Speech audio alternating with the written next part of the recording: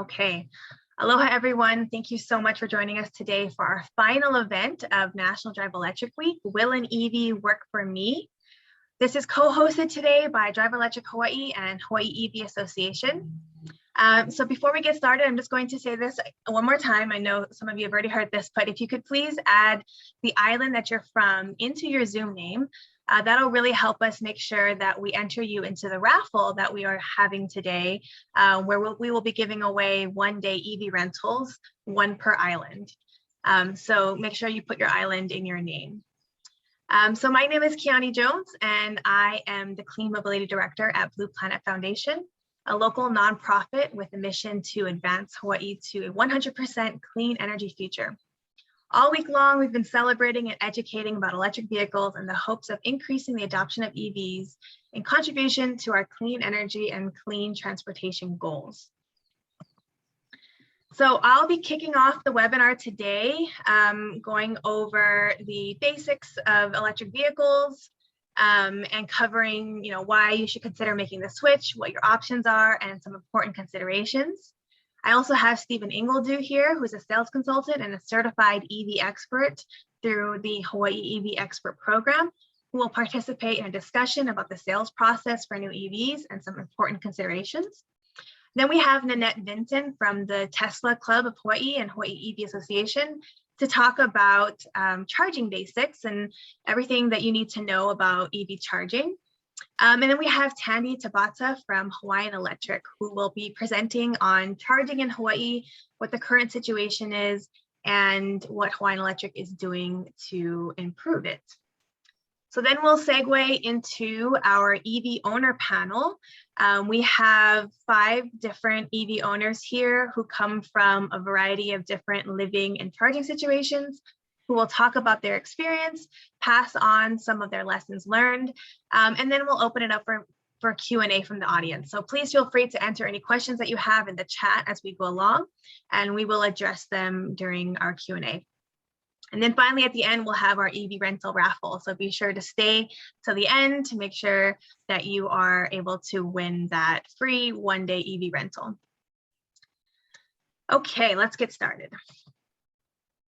So I'm going to start things off with just a fun video that Blue Planet Foundation has produced on EVs and some myth busting, just telling some truths about EVs. So let's get started. Oh, I just realized I need to share my audio, so give me 1 second.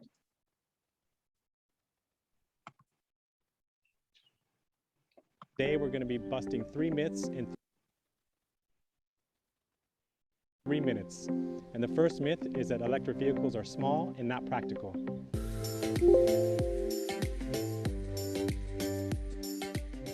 Yeah, so there's many new EVs now on the roads and even more coming in the near future, from small SUVs to even full-size pickup trucks. You have the Ford F-150, which will be out in the next 12 months.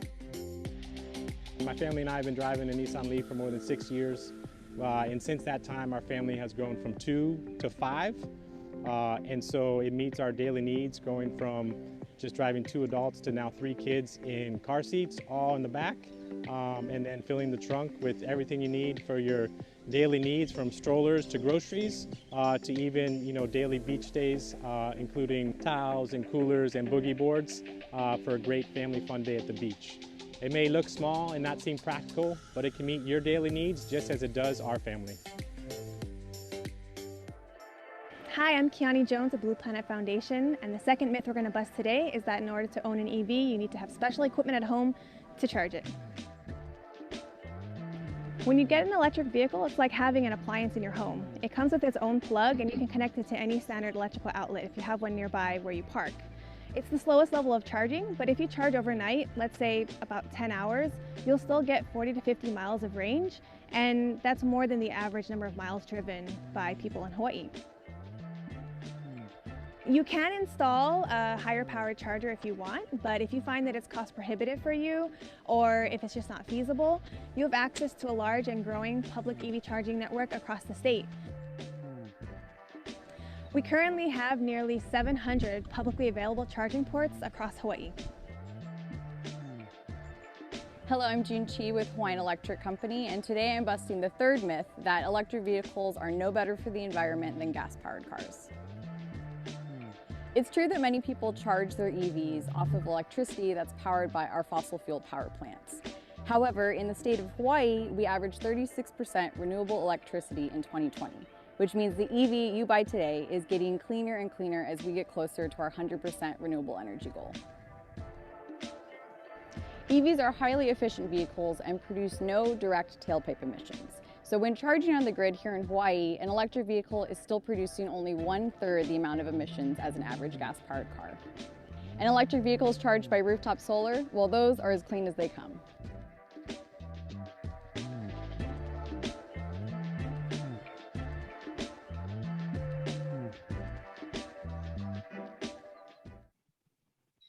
Aloha.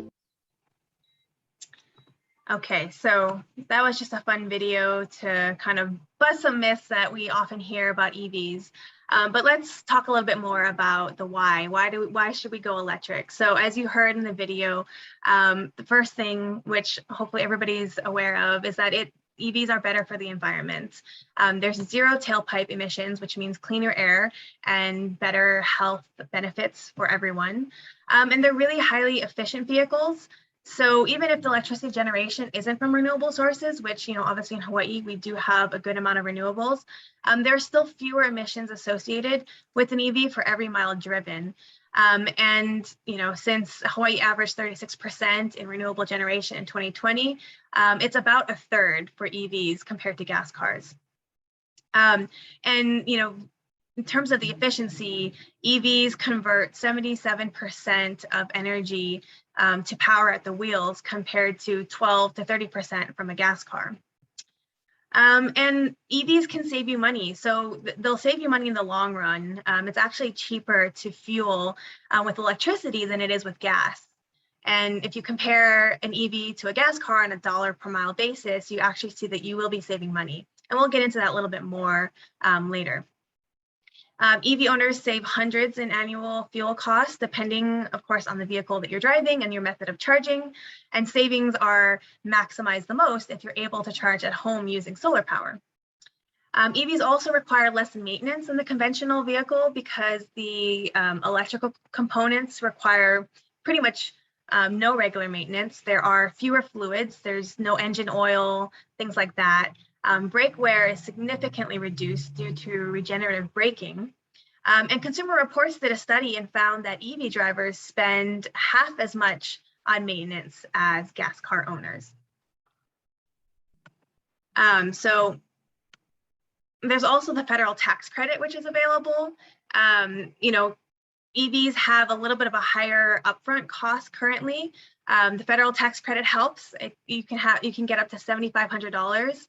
It depends on the size of the battery, but also battery costs are falling as technology improves and volumes increase. More availability equals more competition equals better prices. And every major automaker has plans to include EVs and plug-ins in their lineup, and some have committed to even going all electric in the near future. And then also you have the used EV market, which also provides affordable options as well. And EVs are fun to drive. They're quiet, they're smooth, they have a really quick pickup and acceleration thanks to instant torque. So, one thing I always tell people is if you haven't driven an EV, test drive one, check it out, because you really don't know until you drive it, and you can really feel how smooth of a drive it is. And then lastly, there are some other benefits in Hawaii. Electric vehicles are allowed to use the high occupancy vehicle lanes. This is obviously relevant for Oahu drivers, but EVs are allowed to use that even if you have a single driver. So, in terms of test drives, since we usually at Drive Electric Hawaii, we put on some test drives in person for people to check out the EVs, but because of the pandemic, we haven't been able to. But we have put together a digital test drive offering, which we have on our YouTube channel. So I'm going to just show a video right now that just kind of gives a commercial of the test drives we have available. But everybody should check out our YouTube channel, and I'll drop the link in the chat while this plays.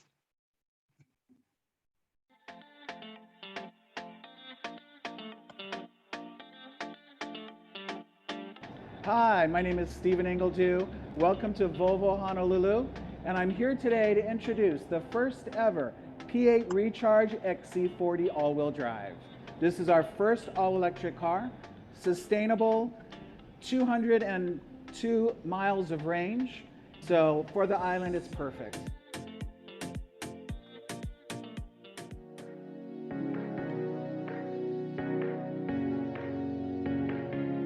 Hi, welcome. I'm Jason Hijirita. I'm here at Cervical Toyota Honolulu to introduce you to the Rav4 Prime. This is our second fastest vehicle in the Toyota lineup, and the best thing is it runs off of electricity and off of our hybrid technology.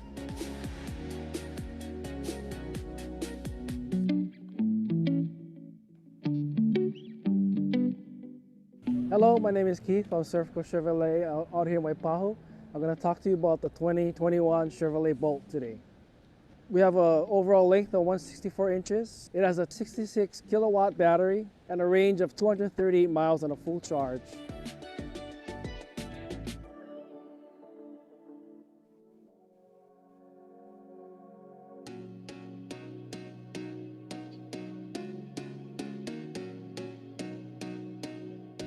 Aloha guys, my name is Jose from BMW Honolulu, and this is the X330E in black sapphire metallic. This car has an EPA of 17 miles full electric and 340 combined with the backup motor.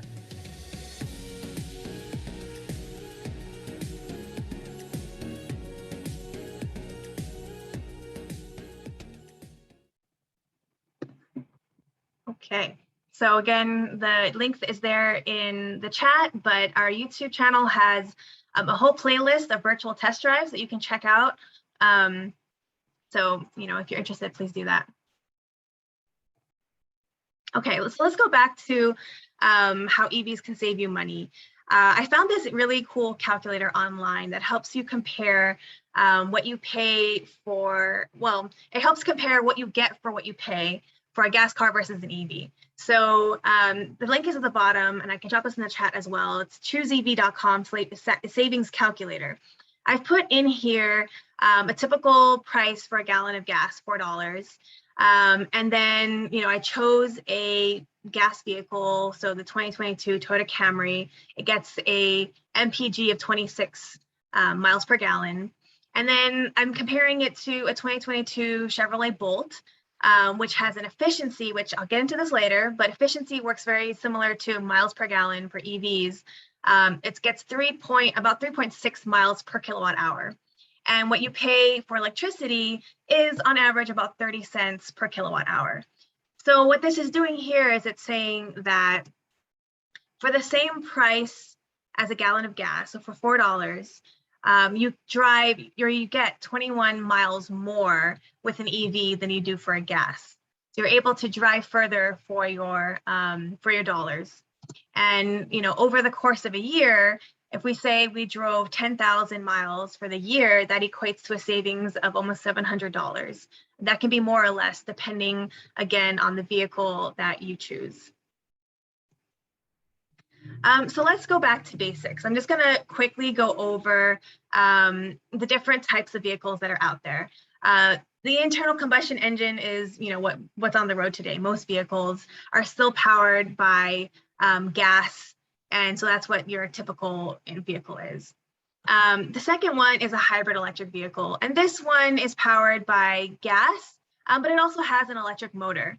And only one of these engines are directly powering the vehicle at the time. This hybrid electric vehicle doesn't plug in. Instead, the vehicle uses regenerative braking, as well as the internal combustion engine to charge the battery. And it captures the energy that's normally lost during braking by using the electric motor as a generator, and again, storing that energy back into the battery. So the third one is the plug-in hybrid electric vehicle. This also has both gas and electric, but now we have a plug where we can actually recharge the batteries for this vehicle. And then we have the all-electric, the battery electric vehicle, and this is purely electric. There's only the electric motor, no gas engine. So these are the typical 4 vehicles you have on the market. These last 2 are the only ones that actually plug in, and those are what we are going to focus on today. So just to, kind of give you the basics of what's available today. For plug-in hybrids, the MSRP starts around 25,000 and it goes up from there. Obviously, we have some very expensive vehicles on the market, but to show you sort of like what the more affordable models are at, we're typically at around a base MSRP of 25,000. And of course, that doesn't include the federal tax incentives. Your electric range will range from about 14 miles up to 65 miles for just the electric portion. And then your overall range can get up to 630 miles. So the Toyota RAV4 Prime plug-in hybrid gets 600 miles range, and then the Hyundai Ioniq plug-in hybrid gets the 630 that's quoted here. For all electric, your MSRP starts in around the same range at about 27,000 and goes up, from there up to hundreds of thousands of dollars, because there's a lot of luxury vehicles on the market, but there are some affordable ones as well. Again, you take it into consideration the federal tax credit, and then you're down, to below 20,000 for all electric vehicles because the tax credit's 7,500. And then your electric range, it goes anywhere from about 100 miles to 400 miles. So a few years ago, we only had options that were in the hundreds of miles, and now we have 200, 300, 400 mile options. So that's really exciting to see. In terms of options, we also have, so many more sizes of vehicles than we used to. This was something that was important to me when I was shopping for my Eevee. I really wanted an SUV. I was starting a family. You don't go around changing your car all the time. So I knew that I wanted my next car to be an SUV. So, at the time, a couple of years ago, there weren't a lot of options, and now there are plenty. We have compact cars, we have the crossover SUVs, we have the full SUVs, and we even have trucks. So, you may be aware the Ford F-150 is coming. The Rivian truck also will be delivered next spring. And then we also have some other popular truck models that are being electrified in the near future. We have the Ram 1500 and the Chevy Silverado as well. So, continuing on with this, which Eevee is right for me? There's a lot of things you're going to need to consider. One of those, of course, being cost. What's in your budget and what's in your range. And so there's this interesting, and I will drop all these links after I'm done with the presentation. I'll drop them in the chat. There's this interesting website available that compares different EVs, on all the different important bases. So we can see here I've sorted it from the cheapest going more expensive. But what I want you to look at is not just the MSRP, but also what you're getting for your dollars. So what is the range that you're getting for the money you're spending? And that's going to equate on a cost per mile basis. So even though the Nissan Leaf is the cheapest, which this shows 30,000, but they actually dropped it. It's more closer to 27,000 now. Even though that's the most affordable right now in the market, you can see here that on a cost per mile basis, you look at the Hyundai Kona Electric, you're getting more for your money there. So yes, you're spending a little bit more, but you're getting a lot more range. Now, do you need that range? That's something you're going to have to think about with your own situation. But I just wanted to point out that it's not just about, the base price, but what you're getting for your money. Of course, that all depends on your budget.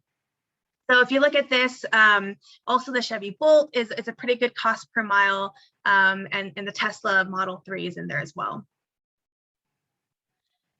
Now, another thing that contributes to cost that we talked about earlier is that efficiency factor. So what this is on the right, this red box, is how far can you drive per unit of fuel that you're paying for. So in electricity, that's kilowatt hours. So as you can see here, again, the Nissan Leaf, the efficiency is not as great as other models. If you look down at again, we have the Hyundai Ioniq, has a pretty good efficiency. The Tesla Model 3 has a pretty good efficiency. So this is going to contribute to what you are paying in fuel costs, and affects how much you're saving, as we went over earlier. So these are some important factors to look at when you're shopping for a vehicle. And this website does a great job of comparing all the different options on the market. You can look at, just the all electric vehicles, or you can sort it to look at just the plug-in hybrids, depending on what you're interested in. Okay, so speaking of shopping, I mentioned this earlier, but Hawaii has the Eevee Expert Program. So what this is a training program for sales associates across Hawaii in all the dealerships that sell EVs. And what we found is that it's really important for sales associates to really understand the technology if they're going to sell it, if they're going to feel comfortable selling it. When you're shopping, when you go into a dealership, you want to encounter someone who really understands the technology and can really educate you and inform you on the things that are important. So we have a program here where you can find your, the Eevee expert closest to you, or at the dealership you're interested in. You can select your island and select your make. I'm going to add this to the links at the end. I don't know why I didn't put that in here, but I'll add that in the links I send in the chat at the end here. So speaking of the Hawaii Eevee Expert Program, we have an Eevee expert here with us today, Stephen Ingledew. He's joining us to, answer some questions about, things to think about and things to consider when you enter the buying process. So Stephen, are you unmuted? Can we hear you? Yes, I am. Good morning. Hi. Great. Thank you. Good morning. Thank you so much for joining us. So, the first thing is just to tell us about yourself and let us know, how long have you been doing this, and how many EVs have you sold? Well, I've been in the car business only about 6 years, but my experience over the years is product demonstration. And I've always felt like you need someone who understands the product, who can answer your questions, be understanding and be patient. And so when I got back into the car business, and I was at another car dealership, I was approached about getting Eevee certified. And I was the only person at that dealership who wanted to join. And I thought, this is a great thing, because it's not about just selling a car today, it's about the future. And so when I came over to Volvo, I was reached, Blue Planet had me do a virtual test drive, which I thought was fantastic. And this was right when the cars were coming in, our first all-electric EV, called the XC40 Recharge. And Volvo is committed to every year coming out with a new all-electric model. And they were the first to make a statement of going 50% electric by year 2025 and 100% electrified by 2030. And the Swedish people, they're just very much into, going green and low emissions, or no CO2 emissions. So I was excited that they were going this route. We already had plug-in hybrid models, which is a great step for people to go into if they don't have solar, etc. And then there's no range anxiety. So I've been in the industry maybe only 6 years in the car industry, but since coming here to Volvo, I've sold already 13 of these electric vehicles. And the first people pre-ordered them, and then we were allocated about 8 vehicles. They went very quickly. And just last month, Volvo decided to do all online ordering, the same model you could say as Tesla. So when you go online, there's 2 trim levels. The price is right there. There's no extras. I mean, you can add on a few accessories. It shows you what your lease option is. It shows you what your purchase option is, or cash. It also states on there that it says that the car will be delivered to the dealer in 10 days. That's if you're on the mainland. For Hawaii, my first client ordered it on the 7th of September. It arrived the 28th. So that was very quick. They decided to pre-build the cars and have them ready at ports throughout the United States, so quick delivery. Just yesterday, we ordered one of these cars online, and it shows that the second trim level, if you want it delivered in 20 days, is already sold out. The first trim level, the Plus, Recharge Plus, in our region, there's only about 6 or 7 cars. So I'm just letting people know they're going very quickly. If you want to actually build, you can go where it says build a car, it says expect to wait up to 5 months. So I just want people to understand this is a trend that is just growing quickly. It's exciting. They're also partnering with Electrify America, and Electrify America has said they will build in 2022 charging stations throughout Hawaii. I read about that. If you buy a 2022 recharge, they will give you, I believe, a year of unlimited charging at their charging stations. You have up to 3 years to use that credit, which is fantastic. And another, if you want to ask me questions, I'll just keep talking. I'm excited No, I about was just this. gonna, yeah, I mean, I don't want to cut you off, so go ahead. What were you gonna say? Well, you know, the one thing about Volvo is safety. And my mother is on her second Volvo because it saved her life. She's now 87 years old.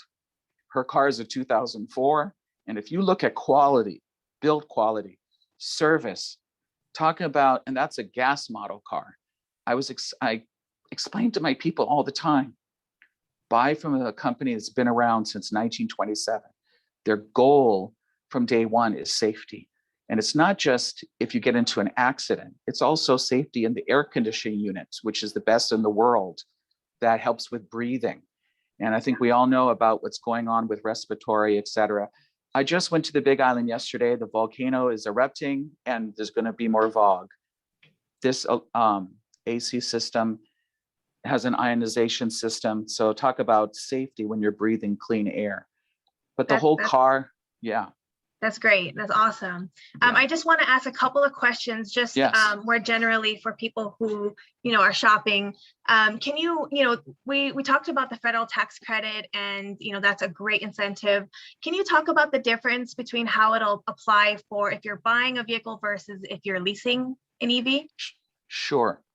When you purchase a vehicle and you're doing a finance, if you have to go to your tax accountant. If you owe taxes, that $7,500 will be credited to the amount of tax that you owe. It's a credit, not a rebate. So that's one thing. You need to owe money to the IRS to get this $7,500 tax credit. Now, normally with a lease in the past, I had read that $7,500 goes to the leasing company. Well, we just had that woman on the Big Island lease one of our cars. Volvo actually they deducted the $7,500 off the MSRP. I was like, wow. So that brings down the car. If you see online right now, the MSRP is $57,895. So with that tax credit, it brings it down to $50,395 plus fees.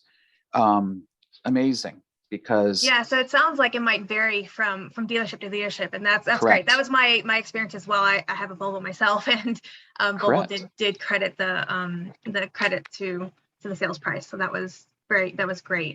I wanted to ask you as well. How important do you feel that it is for a sales associate to be knowledgeable about electric vehicles that they're selling?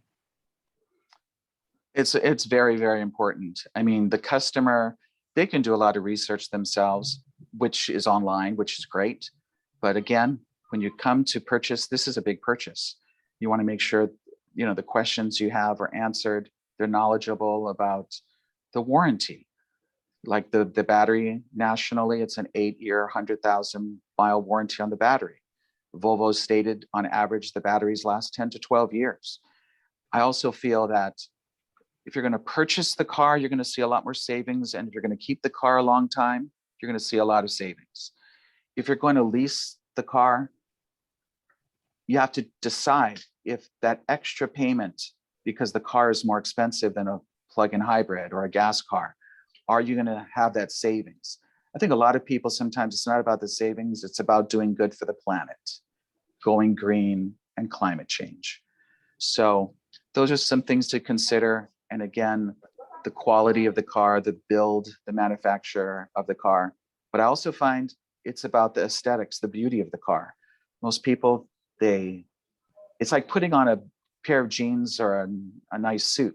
You want to make sure it drives well, it fits you well, and that you love the design as well. So those are some things that I think are important.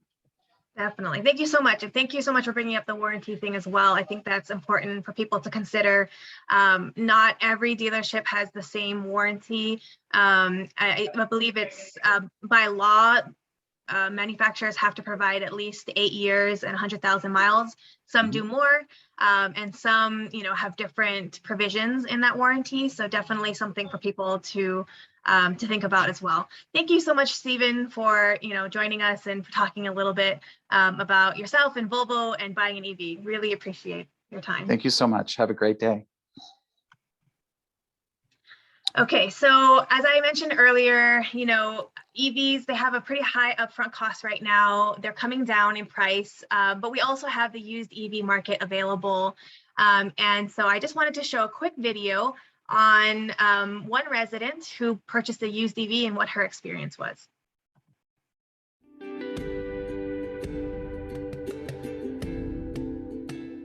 My name is Nicole Chatterson. I'm a resident of Manoa, a valley on the island of Oahu.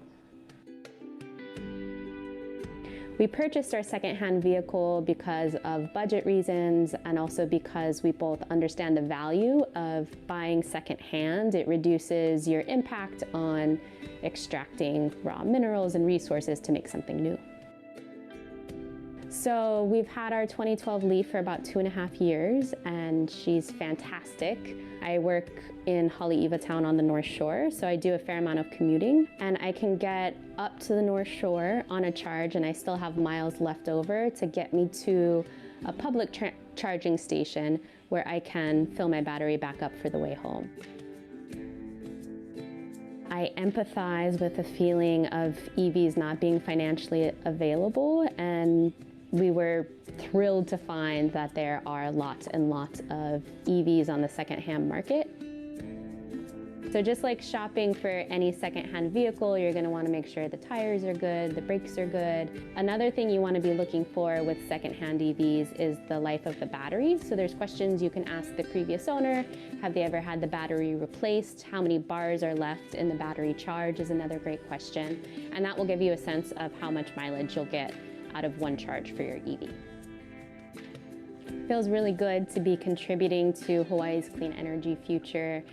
Once you understand the impacts of fossil fuel and what that's doing to our climate and our planet, it's empowering to find a way to take action towards lessening your own impact. And EVs are a great way to do that, in my opinion, especially if you're buying secondhand, because you're reusing all those materials that went into making the EV, and that's a beautiful thing. So I feel like I'm making a positive impact because I'm working towards a solution to that problem. So, you can find used EVs on a number of websites. Craigslist is a great option. I know the Hawaii EV Association has a area on their website. If you just click on a link, it'll take you straight to a pre-filled out search that shows you what's available on Craigslist for a number of the models that they've inputted already in the search. And I went and looked at it yesterday. There were lots of Nissan Leafs available for sale. I also saw a Kia Soul and some Teslas. So, if you're interested in a more affordable EV, definitely check out the used secondhand market and see what's out there.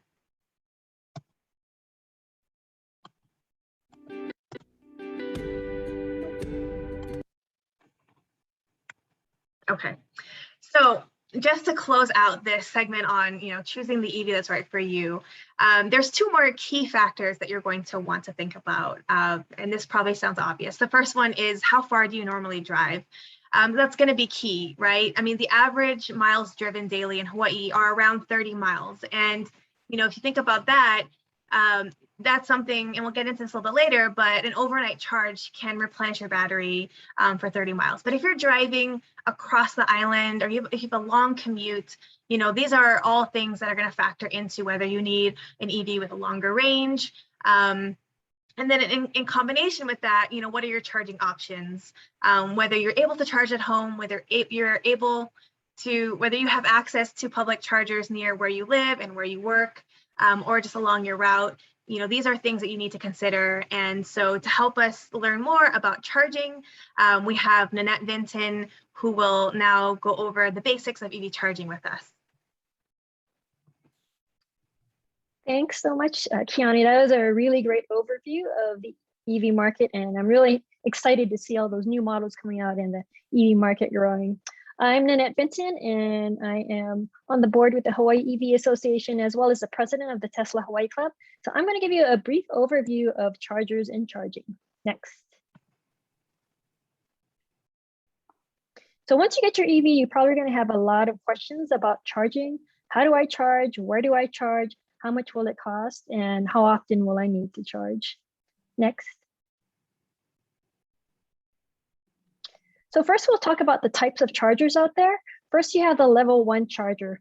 And this is actually just your standard wall outlet. We call this trickle charging because it takes the longest to charge. You can probably get about 40 miles overnight. And this is something that Kiani had already talked about. Next, we have level 2 charging, which uses a 240 volt outlet. And that's similar to what you plug your dryer in. It's a faster charge, so you can get about 25 miles per hour of charging. So that means you can probably get a full charge between 4 and 8 hours. And finally, we have level 3 charging. Those are the DC fast chargers. And you can actually get a full charge from anywhere from 30 to 45 minutes. Next. So where do you charge? Most EV owners charge at home. It's the most convenient, and you can plug in when you get home, and you can even schedule your charging session. There are programmable chargers out there, and there are also EVs that you can schedule your charging, so you can take advantage of the time of use rates that Hawaiian Electric has, and Candy will talk about those in her presentation next. Next. And where do you get an EV charger? So you can buy an EV charger from charger manufacturers, Juicebox, Clipper Creek, ChargePoint, and Siemens are a few of the EV charger manufacturers out there. And also you can get them from retailers such as Lowe's, Home Depot, Costco, and even Amazon. EV dealers will likely give you a recommendation on which charger to buy. And if you own a Tesla, Tesla actually has wall chargers for sale on their website or through their service center. They cost around $500 to $1,000 or more, with installation. And there is a federal tax credit, 30% on the purchase and installation of a home EV charger, and that actually expires at the end of the year. Next. And installing a home charger, you're going to need a dedicated 220 volt circuit, or there are portable chargers out there where you can actually just plug into your dryer outlet. Most licensed electricians can install both the circuit and the charging station, and the cost is going to depend on how far that circuit is from your main electrical box. But most EVs have a charging cord, a level 2 charging cord that's 15 to 25 feet. So if it's cheaper to install their circuit on one side of your garage and you park on the other side of the garage, you shouldn't have to worry because you can just drag that cord over to your car. Next. Your other option is public charging. There's a state law that all public places with more than 100 parking stalls has to have at least one EV. So you'll see public chargers at shopping centers, office buildings, hospitals, entertainment venues like the Blaisdell, Aloha Stadium, and even the airport have them. Level 2 is the most common chargers that you'll see out there. So you'll get about 25 miles of range, charging range per hour. And then we have level 3 chargers, a DC fast chargers. So Hawaiian Electric has a network of chargers across the state. If Teslas use these chargers, they're going to need a special adapter, a CHAdeMO adapter that they can buy from Tesla. Another form of level 3 charging is a Tesla Superchargers. And I'm excited to say that there is actually one in permitting right now. It's going to be the first public one in the state, and that's at Pro Ridge Center in IAS. So hopefully we'll be seeing that opening soon. And finally, we have Tesla destination chargers for Teslas. There aren't that many of those right now. They're mostly in hotels, but there are chargers at International Marketplace and at the Tesla Service Center that are available for public use. Next. So who uses public chargers? There are a lot of renters out there and people who live in condo buildings that don't have access to home charging, so they rely on public charging. If you have a older EV or short range EV, just like we saw in the used EV video there, you may need to charge or I guess top off, depending how far you drive away from home, and you can use public charging for that. Also, if you forget to plug in at home, which is what I have done on occasion, you can also use public charging for that. Cost is anywhere from free to, sorry about that, to $2 to $3 per hour. And you also have to factor in any parking lot charge. Next. So how do you find where these chargers are? You can actually do a Google Map search for EV chargers. You can find them that way, or there are a few apps that you can use. PlugShare is the most important. That's what I have shown here. On the left side, you'll see the map showing all the EV chargers, and you can search with the map or plug in an address or business name to find the chargers near that location. And then you can click on the chargers and then see the details of the chargers, and you'll see that on the right hand of the screen, how much it costs, what network it uses, and how many chargers are available. And also it'll show if any of the chargers are out of order. OpConnect and ChargePoint also have their own apps to show where their chargers are on their network. Next. And finally, how often should you charge? Well, it depends on a lot of factors. Depends on what type of charger you're using. If it's a level 1, a level 2, or level 3, that's going to reflect the charging rate that you have. And it depends on the range of your car. You know, obviously, if you have a shorter range on your car, you know, say 100 miles, you may need to charge more versus, you know, there's cars with over 400 miles, so you won't have to charge as frequently. The length of the commute, depending on how far you drive from home. I live in Mililani and I drive all the way to downtown. So that's about 40 miles. You know, I have a 220-mile range on my car, so I could probably go without charging for a few days, but I usually just plug in when I get home. It's kind of habit. As far as temperature goes, this mostly affects driving in cold weather, which we don't have much of here. It will decrease your range because it takes more energy for the battery and the car to heat up. And finally, we have driving style. Just like with a gas car, if you're a little bit more aggressive with that gas pedal, accelerator, go a little bit faster, then that's going to eat up more energy. And also, if you use your AC all the time, that's going to use up more energy as well. Next. And that is my overview of EV chargers and charging. So I'm going to hand it over now to Tandy Tabata of Hawaiian Electric, and she's going to talk about EV charging in Hawaii. Tandy? Before Tandy starts, I just want to make a quick announcement. Sure.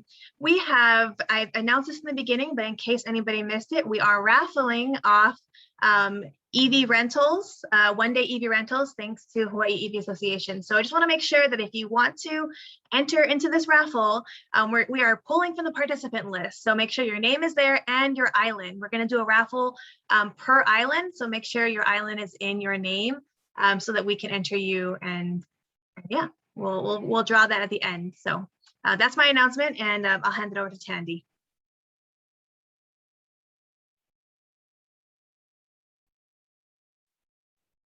Tandy?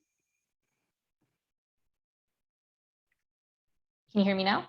Yes. Okay. As I was mentioning, my name is Tandy. I'm a senior program manager at Hawaiian Electric. I did want to talk about kind of go into a deep dive on electric charging options in Hawaii. I'll go into the first slide. But first, kind of just wanted to bring us back in history that, you know, EVs are actually not a new thing. The first electric vehicle in Hawaii was here over 100 years ago, and that picture is of Prince Kuhio, I think, you know, driving his electric car back then. And, you know, it didn't quite catch on at that time. And we saw more EVs coming back in, you know, in the 90s. And then this latest surge where, you know, GM and a number of other vehicle manufacturers have made strong commitments to provide electric vehicles into their fleets going forward. So there's a lot of momentum now. And I think, you know, for various reasons, the technology is now sort of catching up. Prices are coming down, and that's sort of the upward trend that we're seeing. You can go to the next slide.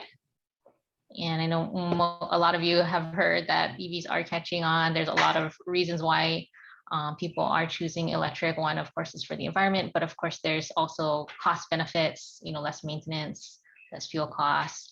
And we expect that that trend will keep growing into the future, where practically every other vehicle that you see in the parking lot could be electric going forward. So that's a lot of EVs coming. I think some of you who have not yet purchased an EV may have some questions that come up in your mind, and you're wondering whether or not you should purchase an electric vehicle. I'll move to the next slide. Where will you charge? How will you charge? And how much will it cost? I know Nanette covered some of that, but I'll go into a little bit more detail. We can go to the next slide. As others have mentioned, you can definitely charge at home. Typically, people will plug it in like any other new appliance in your house. You get a new toaster oven or anything else. You have an existing outlet in your home, and you can certainly charge your EV that way. And that is metered under, your existing electric service. There's really no change. Yep, except that, you'll have that plugged in, in your garage. There is another option, is to do a separate meter for your EV. And this is where that time of use rate comes into play. So, on the left, where you have one meter, you could be just on a residential rate. The price is the same regardless of when you charge, or you could put your whole house on a time of use rate, which means that there's lower prices at certain times of the day.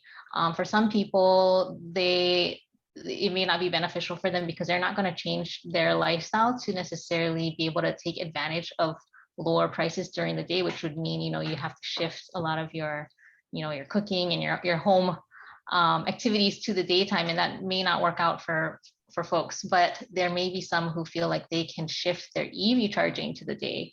For example, maybe they don't use their EV to commute, and their vehicle is home during the day most of the time. Maybe they take the bus, they carpool, they walk, whatever it may be, or they work from home, and they have a lot of time to charge at home during the day. And if that is the case, there is an option to put in a second meter under the time of use rate. There is cost, of course, associated with that. You would need to work with a licensed electrician to install and bring in new service separately for that meter. But for some folks, that works really well, and they appreciate the cost savings that they can get from that. Let me show you what those prices kind of look like. Yeah, in that next slide. Thanks, Kenny. So as you can see, this is an example of the time of use rates as of last month in September. The lowest price is in that yellow bar during the day. And you can compare that with that dark line going across, where it's about 30 cents per kilowatt. That's what you would typically pay on a residential rate. So it goes down to 14 cents during the day, and that's between 9 a.m. and 5 p.m. There is a disincentive, to charge at other times of the day. So again, it doesn't work for everyone, but for some folks, they can really take advantage of that daytime period and get a significant cost savings that way. If you do have solar on your rooftop, this time of use rate may not be a fit for you, of course, because you are generating your own electricity during the day, and you're really not leveraging those low prices by buying electricity from us. You're really using your own electricity. So that's just a consideration. If you have PV or you're considering PV, time of use rate may not quite be the right fit for you. I could do just a simple, quick comparison. I know others have done some cost comparisons, but I know I was looking at gas prices very recently and comparing it to the electric prices. And when you compare the two, it's probably over 35% cost savings. So some people do call us and they say, hey, my electricity bill went up, and I'm wondering what happened. And so a lot of times they did buy an EV, they did plug that in. They do see an increase in their electricity bill, but when you compare it with their combined gas bill plus their electricity bill prior to having an EV, it is a cost savings when they shift to electric. You can move to the next slide. So other folks, if you don't have the option to charge at home, some people they rent their home, so they're not able to change any of the infrastructure in their home. They can't, put in a new outlet, or they live in an apartment or condo, and right now they don't have a charging option there. Some people, have a second car, or they strictly use street parking where they're not able to access an outlet. And then of course there's those that are out and about all day, and they're an Uber driver or a ride share, or they just one of those road warriors and they need a charge on the go. There are other options. We can move to the next slide. For public charging, this is a screenshot from PlugShare, and there are hundreds of charging options out there across the state. So there's a good amount of different options. If you go on there, I think the green spots indicate level 2 charging. The orangey ones typically are fast charging options. Can go to the next slide. This is strictly the Hawaiian Electric fast charging network. So we do have about 25 stations that are currently installed. We are approved for a certain number of charging stations, and we will likely meet that cap. I think we have 4 more stations that we're planning to put in the coming months. And then from there, we'll be looking to request to make that program permanent and be able to expand and put in more charging stations throughout our service territory. And with those charging stations, I think Nanette mentioned you can get a pretty good amount of range in a short amount of time. We estimate about 40 miles in 15 minutes of charging. Just so you know, like after you hit about 80% of charge, it does slow down. And so if you're looking to really maximize your time, do that quick charge up to 80%, and you don't necessarily need to wait the full amount of time to get to 100% charge. The stations here, they take different options for payment. There's a credit card reader at many of the stations. You can also use an app. They've mentioned like OpConnect and Greenlots are network service providers. They provide service to our stations. They have apps where you can set up an account directly with them, and you can make payments strictly by the app. You can even start your charge through the app. And a third way is Greenlots and OpConnect do offer cards. So some of them are like either a magnetic strip or an RFID card, and you can swipe a card to pay. So there's different options.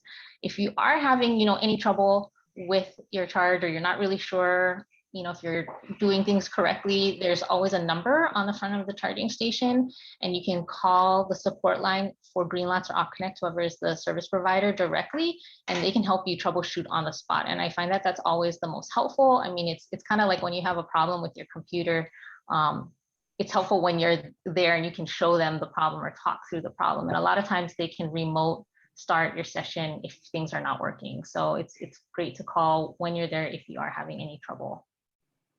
Can move to the next.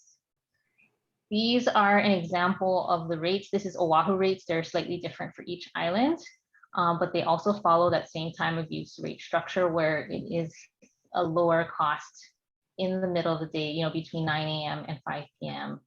So if you're looking for the most bang for your buck, that 9 to 5 is the time where you'll find the lowest rates. We can move to the next one. This is our latest effort to get community feedback on where they would like to see charging going forward.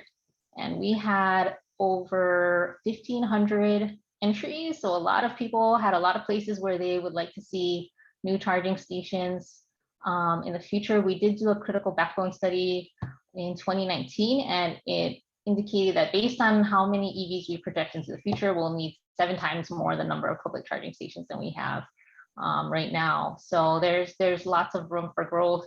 We're obviously not the only ones putting charging stations in the ground. There are a number of other service providers out there doing the same. Okay, next. Okay, and then we're looking at, what can enable charging. This is going a little bit more into the future. We'll move to the next slide. We are currently waiting for commission feedback and approval for something that would allow us to install charging infrastructure up to the point of connection with the charging station. And that would be for retail spaces, apartments, MUDs, those types of workplaces, for example. And so that saves the customer a lot of cost and, of course, complexity if they're looking at putting charging stations in.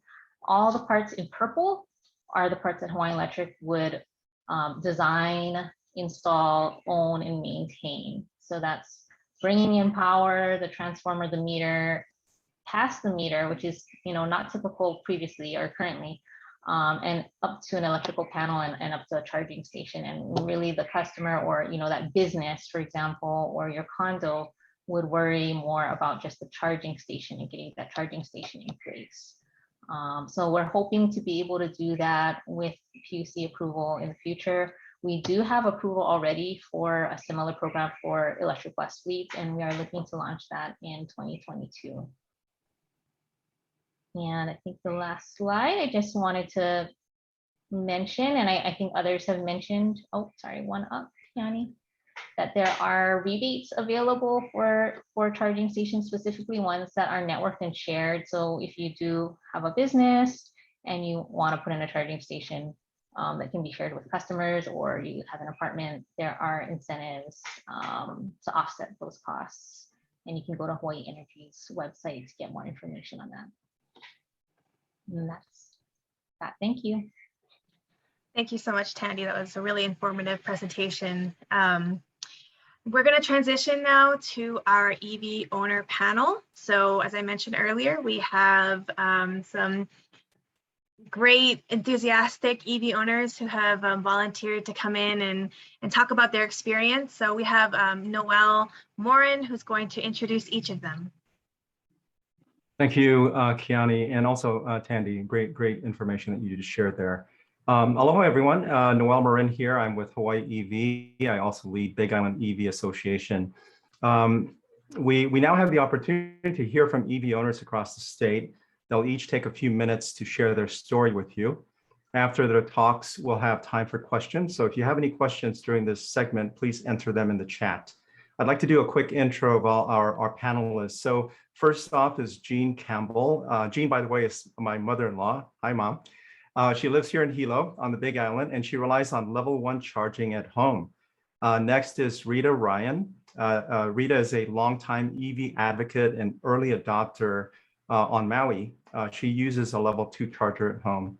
Goran Rad is a Kauai Eevee owner, and he actually relies on solar power charging. It'll be interesting to hear his story as well.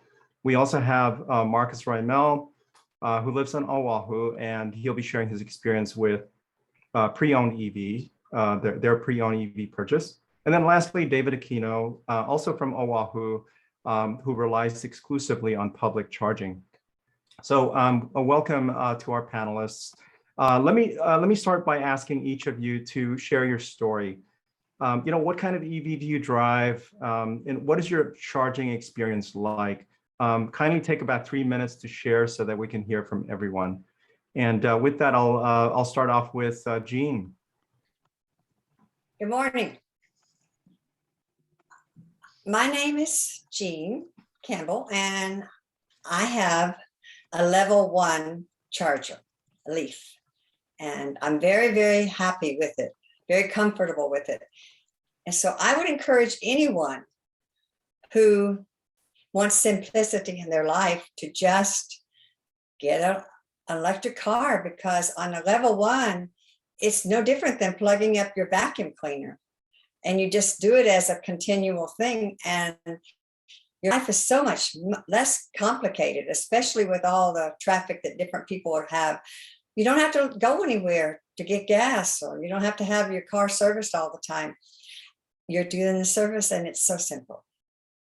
And I really enjoy the quiet, the clean, it's really made my life so much more peaceful and enjoyable. And when you drive, it's comfortable, and you don't have to think about charging. You just go home and charge. So that is why I recommend electric. And I would never have anything but that. Thanks. Any questions? Thanks, Mom. Yeah, well, I'm sure there'll be some questions later after we go through everyone. Okay. Thank you again. You're welcome. Next up, Rita, let's hear about your story. Aloha. Hi. Yeah, I'm on Maui. Been driving EVs here since I think 2014, and with a level 2 charger at home, which I could probably be like Jean and be able to charge overnight, but now we have 3 EVs. So there's a little bit of competition for that charger.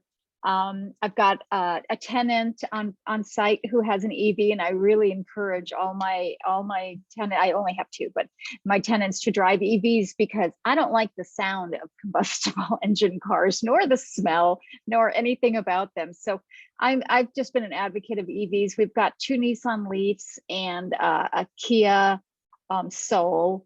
And so, you know, you can go from 0 to full in about 4 hours, but we never go down to 0 because our range is enough that we never drive that much.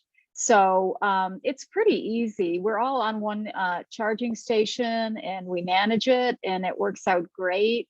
I try to charge during the day rather than at night. I think my tenant tends to charge more at night. She's out and about during the day. It all works out beautifully. And I just, you know, I originally got the EVs because, or the original EV because I was concerned about the climate. That was really my only, my impetus to switch from, you know, I wanted to get off fossil fuel entirely, but I really love the no stinky gas stations, no exhaust, no, I don't know, those stains you get on the driveway, you know, that just, it's just so much cleaner and quieter. And I feel like, you know, I'm living in 2021, not back in the fossil fuel era. And so I really love it. And I highly recommend it. But I also enjoy the cost savings. It's amazing. My car has almost never gone in for maintenance other than, you know, some new tires. I mean, put a little bit of, you know, windshield wiper fluid in and you're good. I mean, just the zero maintenance. And I'm also, I like to have a little bit, I used to drive a Mustang 5.0 GT, you know, and I really like a muscle car. This thing is amazing. I mean, it's a little Nissan Leaf and you go from 0 to 60, you can blow away these like fancy Italian sports cars at the stoplight if you're so inclined. So that's kind of fun. They're fun, you know. So I'm just, it's the best decision we've ever made. Thanks, Rita. So if I understand correctly, you have a level 2 charger. I do. And you're sharing that with across 3 different vehicles at your place. Exactly. Yeah. Okay. Without no problem. We've got a kind of long cord, and you know, we don't have to rearrange cars or anything like that. It all works. Okay. Well, thank you. Thanks for sharing that. Goran, tell us about your experience. Really curious about solar charging. How have you been able to make that happen? All right. Yeah. Hi, I'm Goran here on Kauai. And, you know, I've had experience charging with solar energy since 2013. So plenty of experience with solar. You know, I've been taking, you know, the whole charging thing with electric vehicles to a really granular level. And when I first installed my PV system back in 2007, there was no thought in my mind that I'd be charging an electric car. However, you know, we were able to obtain that net metering program from Kauai Electric. So, you know, just kind of noticing how a level 2 charge, you know, on cloudy days, you know, doesn't work quite well with a 3 kilowatt system, right? 3 kW, 3000 watts. Level 2 requires 6,000-ish watts on average, depending on the car. So we had a learning experience. We have this PV system, not quite adequate. Yeah, we were saving some money, but okay, well, it's cool to charge with solar, but it's not quite working out quite well. Well, back in February, I moved into a new home and I decided, okay, I'm going to do it right this time. So I installed a 11 kW system, 11,000 watts. That's 30 panels and 2 Tesla batteries. So what we did is we kind of made sure that we were a little bit above the level 2 charge, so that we can, reasonably, charge off grid even on some cloudy days. And the Tesla batteries help out a lot. One thing, sorry, I left out, my previous 3 kW PV system had no battery. So that was kind of the reason why we kind of still had a bill. So, so in the last 2 months, which is when my new PV system got commissioned, man, I was really curious, what's my new bill gonna look like? Well, my wife and I each drive a Kia Neuro Ev, which is 63 kilowatt hours of battery storage, right? So we have 2 electric cars at our home with this 11,000 watt system.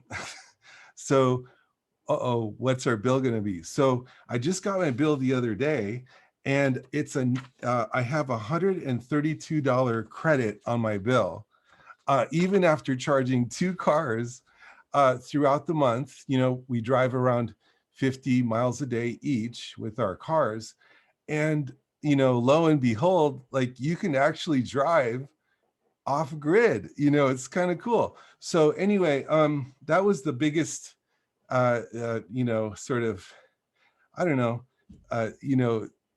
excitement, I guess, with driving an electric car, having no electric bill, and then it's solar powered. How do you like that?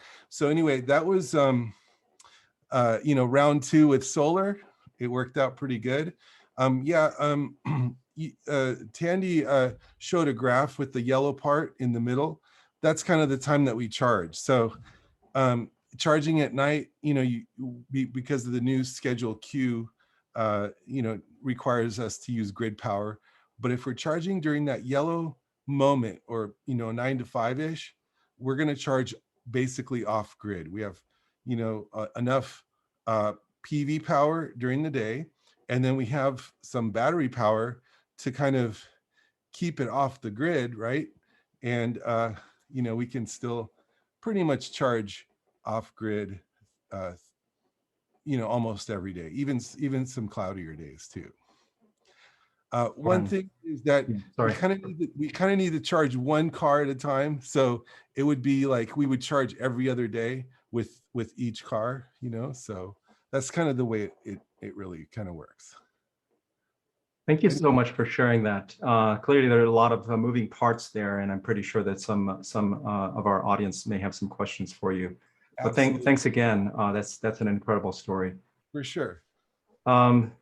So next up, we have Marcus. The floor is yours. Hi there, my name is Marcus. I'm a current Kia Soul. I bought it used from a Servco dealership here on Oahu. It was 3 years old when I bought it, so it's a 2017 model. We bought it in 2020. We did have experience driving other electric vehicles before that, so we did know what to look for. Things to check were checking your battery range on the vehicle when you buy it used.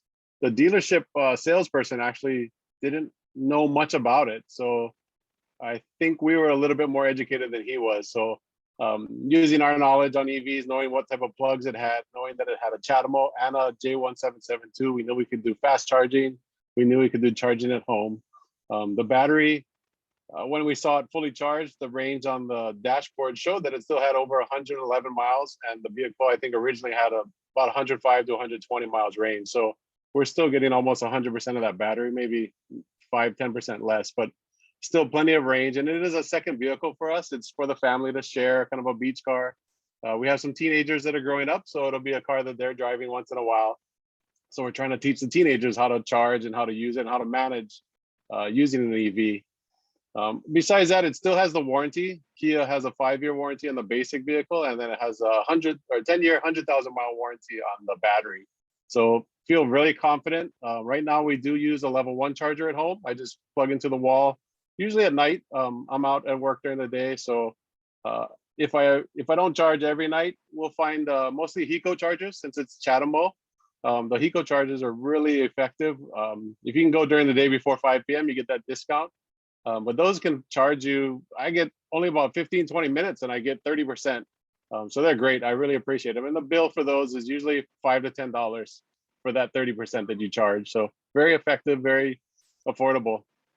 The electric vehicle that we bought, I think the full retail price when it was brand new was about $36,000, and we got it for less than half that when we bought it in 3 years old. So it's been a great experience, and just love driving EVs. Marcus, thanks very much for that. I really appreciate as well the cost, the cost comment there, because as we've heard here in this webinar so far, pre-owned EVs, used EVs represent, many of them represent terrific value, right? The depreciation hit has already been taken by somebody, and many of these still have warranties and a lot of miles to go. So yeah, thanks for sharing that. Yeah, thanks. So our last owner here is David. Thank you very much for joining us. We're really interested in hearing your story, given the fact that you don't have access to home charging, so you're relying on public charging.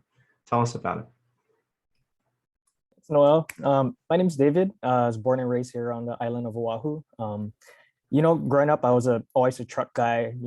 My first car owned was a Toyota 4Runner, and then a Nissan Frontier hardbody, and then recently a 2013 Toyota Tacoma. I think in general, there's just a really big truck culture here in the islands. And I definitely, fall into that category. But, being sort of a surfer all my life, us surfers, we get to see the impacts of climate change sort of firsthand on our oceans and reefs. So that's what sort of motivated me to decide to ditch gas and go electric. So at the end of 2020, I leased a 2020 Kia Neuro Ev. It's a crossover SUV. It gets about 240 miles per charge. But most importantly, it fits all of my surfboards. I can put 3 shortboards inside with the back seats folded down. I can put 2 full-size stand-up paddleboards up top on the roof racks.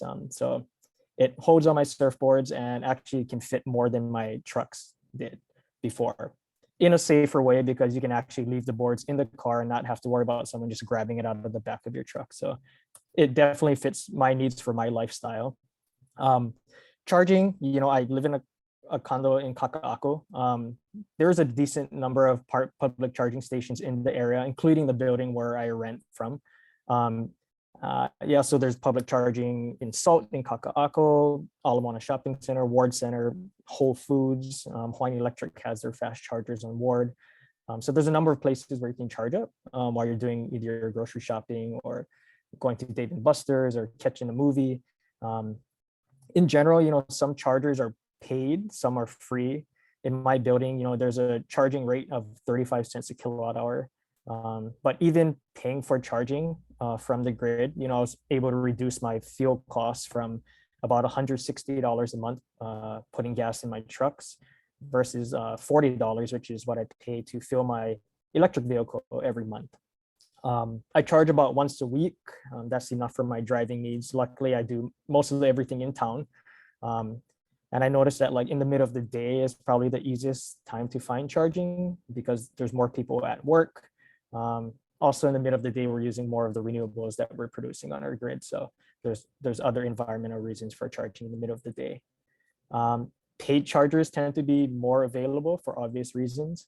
But for situations like mine where paying for electricity is not the issue, it makes public charging, I think, a lot easier.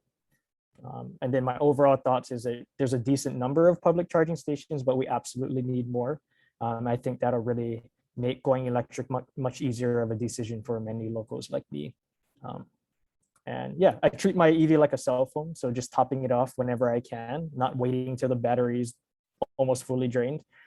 So even if you're putting in, only 5 or 10 miles here and there, I think treating an electric vehicle like a cell phone is the best way to do it if you're going to be doing public charging. Thank you so much for sharing that. It's inspiring, and hopefully it will inspire others here who live in similar situations, right? Not having access to home charging. So it's doable. It's really important to understand this, the public charging situation, the amount of range that you need, and importantly, what you need the vehicle for. Like clearly, you were able to replace a truck with a small SUV type, which is great. I'd like to thank all of you for sharing your insights and experience with us. Importantly, for helping us kick gas. At this point, we're going to transition over to some Q&A, some questions that have been raised by folks. And for that, I will turn it over to Kiani. Okay, great. Thanks, Noel. If you could start spotlighting some of the presenters so we can bring in all of our presenters and panelists for the Q&A portion. So I've been looking at the chat log. A lot of these questions have already been answered, so I might just kind of bring it up in case people aren't reading the chat, just let everybody know some of the good information that's coming in. One of the things that came in recently was a question about, how to know how much solar to put, in your home to cover your Eevee charging. And there's a good answer here, that your solar installer will do all of the work for you to calculate not just what you need for your Eevee charging, but what you could use for the rest of your home as well. Does anyone have anything to add to this? Maybe Goran, since that's your area of expertise. Yeah, totally. So, having actual direct experience with that, a level 2 charge, which is kind of the most desirable, the most convenient charge for, getting your car ready for the next day. I found that it's really best to keep or to design a PV system over 8,000 or 9,000 watts. Mine currently is 11,000, and we decided to really oversize a bit more, simply because we do have a lot more cloudier weather here up in the Wailua homestead. So, we're about 4 miles from the ocean. We don't have consistently sunny days, and making sure that our Tesla batteries are charged, which is what helps us to kind of have a buffer of charging power along with the PV in case it is, a cloudier day. We'll have that. So I was looking at my app this morning. It was totally cloud cover. PV was putting out about 3, 4, 5,000 watts, and then the batteries were putting out the rest, like 3,000. So that's kind of the best, I believe. If you wanted to really stay away from using grid power, that would probably be the best design, I think. Awesome, thank you for that. We had another question just come in asking about electric light duty trucks coming to market. So I did mention early in the presentation that the Ford F-150 and the Rivian truck are already technically on the market. Well, they took pre-orders and their delivery is expected spring of next year. There's a couple, there's a lot of other trucks that are in development, and I would expect that within the next 2 to 3 years, we're going to see a number of those trucks come online. I read a number of, in total, there are 100 current all-electric models planned to debut by 2025. So we're going to see a really big ramp up in the next few years. Okay, so there are some questions about charging. I saw one earlier in the chat about whether there are any safety concerns regarding the charging stations. And I think somebody did answer that there aren't any concerns, but I just wanted to see if anybody wants to expand on that, maybe Tandy from Hawaiian Electric.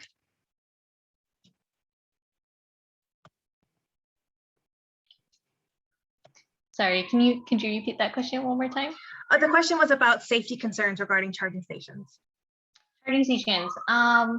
Yeah, generally they're very safe.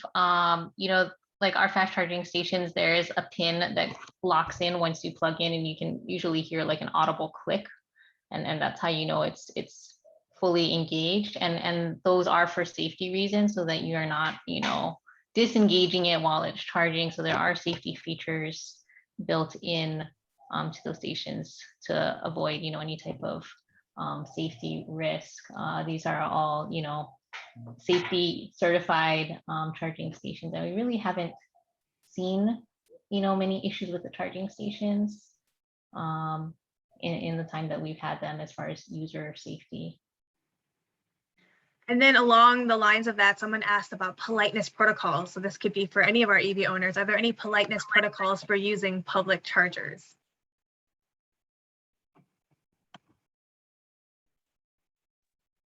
This is Marcus. I tend to go up to 80% and then stop right then because almost all the chargers will reduce your rate of charge going into your battery. And that's to protect the batteries. They don't want to fast charge or put too much electricity in. Once it goes over 80%, it'll continue to charge, but at a much slower rate. So you're not really getting a big benefit, especially with like the Hiko fast charger. I noticed just the other night I used it, and it, in the Green Lots app that comes that you can use at the Hawaiian Electric chargers, it showed a drop from 45 kilowatts an hour to 15 kilowatts an hour.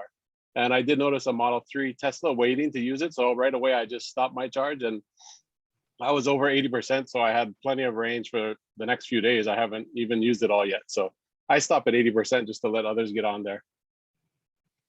Yeah, I would say definitely that, you know, not staying and sitting, squatting, I guess, at a charging station beyond needing to use it is the ultimate politeness protocol. I know there's a lot of stations that will charge you if you stay longer, but some stations don't have certain mechanisms in place to disincentivize people just sitting there and parking. So I would say that's definitely something to keep in mind. David, were you going to say something?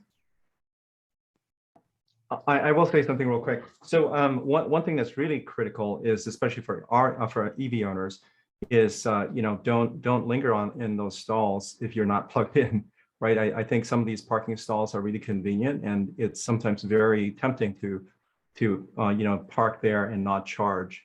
It's actually you know, not a very kind thing to do. The other thing I think that's really important is that if you have an EV with adequate charge, there are a number of these charging stations that are free for the first X hours, for example. Target here is a good example. There are many EV owners out there who may be in a position or may need the charge more than you. So just being considerate and, you know, taking into account the fact that there may be others who may need the plug, you know, whereas you don't need it. Just let it be. Just park elsewhere and leave that space for somebody. Rita, did you want to add something? Yeah, I wanted to add that like my EV comes with an app. So if I, you know, park it somewhere and I have to go do shopping or whatever, when it's 100% full or 80%, whatever I tell it, it'll alert me that it's full so I can be mindful for the next person, you know, so that helps as well. Okay, great. Thank you so much for joining us. I just want to thank all of our EV owner panelists, our presenters, everybody who contributed to this event. Just really appreciate your time, your knowledge, and just sharing, you know, your experience with us. So thank you, everyone, and happy National Drive Electric Week. Feel free to, you know, reach out to me, Kia Neuro Ev at blueplanetfoundation.org if anyone has questions about EVs. So thank you again. Have a great day. Aloha. Thanks for joining.